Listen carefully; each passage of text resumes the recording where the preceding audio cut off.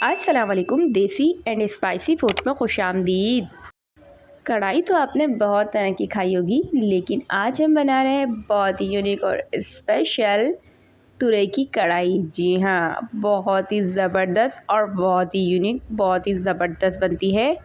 और आप यकीन करें कि अगर एक दफ़ा आपने ये कढ़ाई इस तरह से बना के खा ली तो आप चिकन और गोश्त को तो भूल जाने वाले हैं, क्योंकि ये बनती है बहुत ही फ्लेवरफुल और बहुत ही मज़ेदार।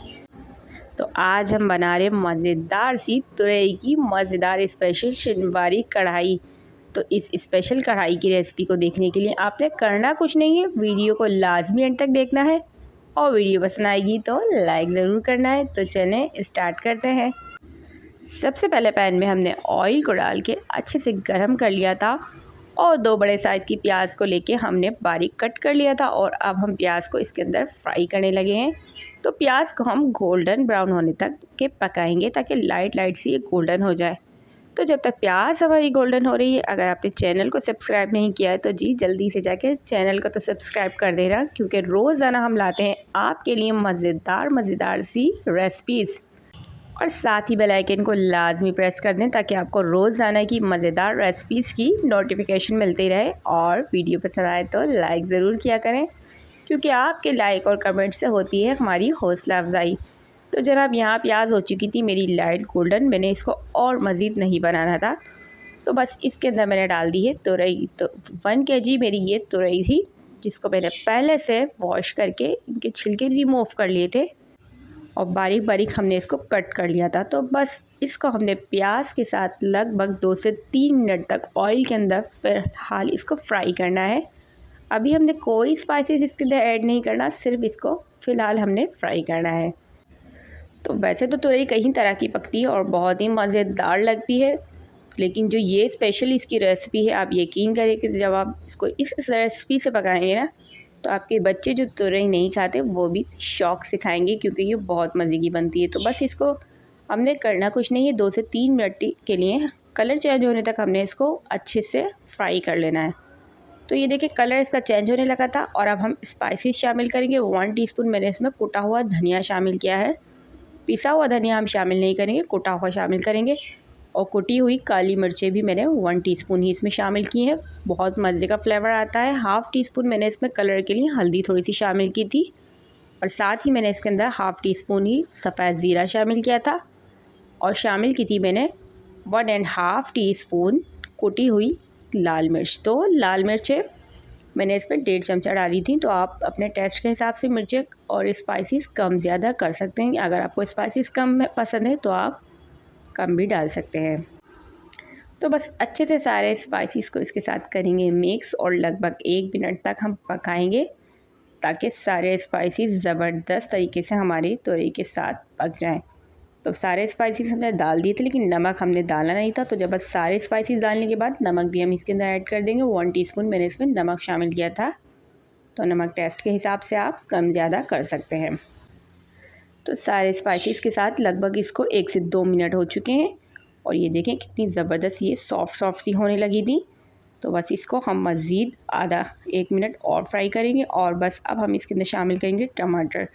तो 4 बड़े साइज़ के टमाटर लेके मैंने इस तरह से बीच में से इसको कट कर लिया था और इस तरह से हम इसको बैक कवर करके इस तरह से रख देंगे बैक साइड से, ताकि ये हमारे टमाटर जो है वो अच्छे से सॉफ्ट हो जाए। और हम तुरई को पकाएंगे टमाटर के पानी में। तो बस इसको ढक कर हम 5 से 7 मिनट के लिए इसको बिल्कुल लो आंच पे हमने इसको रख दिया था और आप देख सकते हैं कि ये कितने सॉफ्ट हो चुके हैं और हमें इसमें पानी डालने की बिल्कुल भी ज़रूरत नहीं, क्योंकि ये टमाटरों के पानी में ही बहुत अच्छे से गल जाती है। तो ये आप देख सकते हैं कि छिलका इसका ज़बरदस्त सा नरम पड़ चुका था। तो अगर आप चाहें तो छिलका इसके अंदर रहने दें और चाहे तो आप इस तरह से इसको रिमूव भी कर सकते हैं। तो ये आपके ऊपर है, अगर आपको पसंद है तो आप छोड़ भी सकते हैं। तो बस इस तरीके से मैंने सारे के सारे इसके छिलके निकाल लिए थे और ये देखें टमाटरों को मैंने सॉफ्ट हो चुके थे, तो टमाटरों को हम अच्छे से इसमें मैश कर देंगे।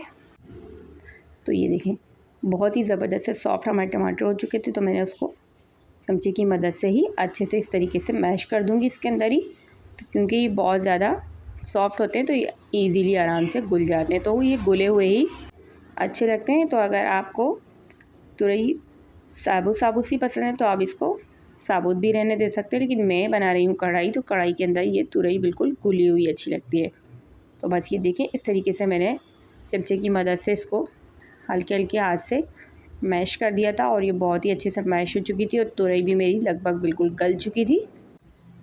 तो बस अच्छे से मैं इसको कर दूँगी मिक्स, और अच्छे से मैश करते हुए मैंने 1 से 2 मिनट इसको अच्छे से मैश करा था और बहुत ही ज़बरदस्त सी हमारी ये देखें कढ़ाई बन के रेडी हो चुकी थी। आप देख सकते हैं कितने ज़बरदस्त तरीके से मैश हो चुकी है, उसका कलर इतना ज़बरदस्त लग रहा था और बहुत ही फ्लेवरफुल और बहुत ही खुशबूदार हमारी ये कढ़ाई की खुशबू आने लगी थी।